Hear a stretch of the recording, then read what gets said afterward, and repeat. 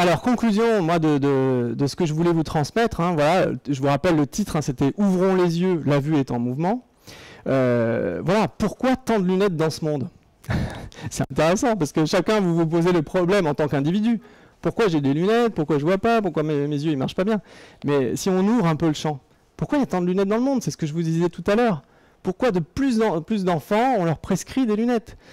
Et pourquoi il y a autant de résistance à admettre que la vue est en mouvement?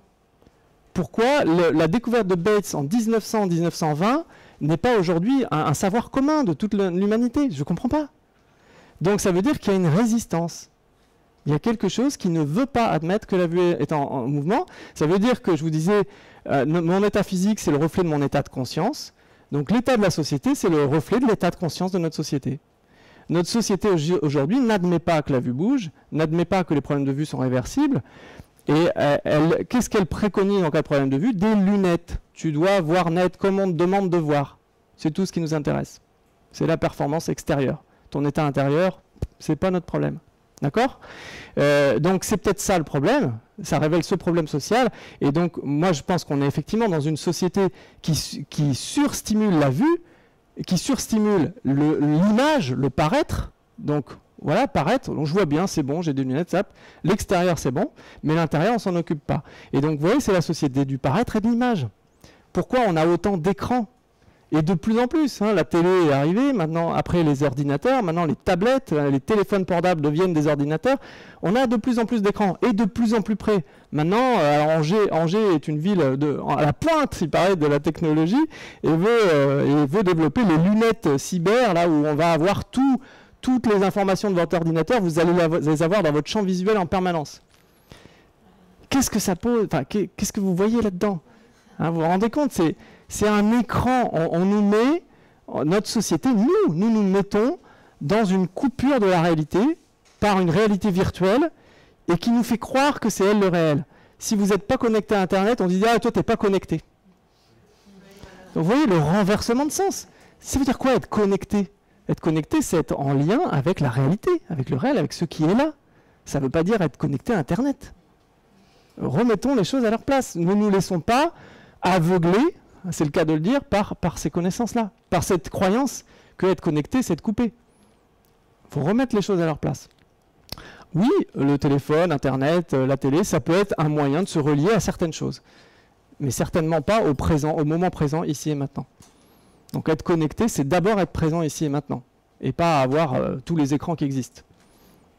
Et les écrans allumés, de préférence toute la journée.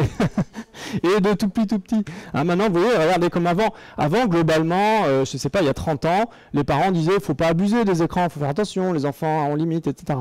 De plus en plus, vous avez des parents qui considèrent que c'est normal, et que si leur enfant se lève et que la première chose qu'il fait, c'est allumer la télé, c'est normal. Et qu'après, quand l'ophtalmo dit il faut qu'il ait des lunettes, c'est normal. C'est normal tout ça. C'est normal dans l'état de conscience du monde dans lequel on est. Mais peut-être que ça demande à changer. Ça bouge, hein, ça change déjà. Si vous êtes là, c'est que vous avez déjà questionné tout ça. Mais voilà. Donc, je considère aussi que, vous voyez, cette façon de voir, c'est des œillères. Hein, c'est vraiment des œillères. Et donc, les écrans qui nous coupent. Et les écrans aussi, je pense, ça reflète cette volonté de contrôle. Hein, je suis avec mon portable, mon téléphone portable, je suis joignable, je peux contrôler, je peux téléphoner. Hein, il y a plein d'idées. Ouais, ça révèle beaucoup de choses sur notre état d'esprit moderne. Voilà, et donc globalement, ces problèmes de vue, c'est un aveuglement de l'état d'esprit de notre société. Ok? Donc moi, c'est ça que j'espère faire bouger avec cette conférence, c'est questionner cet aveuglement, sur quoi on est aveugle dans notre monde. Et c'est un monde qui est fondé sur une croyance dans le manque. Il n'y a pas assez d'énergie pour tout le monde, il va falloir se battre pour en avoir. Et donc, du coup, on est en conflit les uns avec les autres. Il y a les forts, il y a les faibles. Il y a les dominants, les dominés. Il y a les nations fortes, les nations faibles, etc., etc. Et il y a les forts, les faibles dans toutes les relations humaines.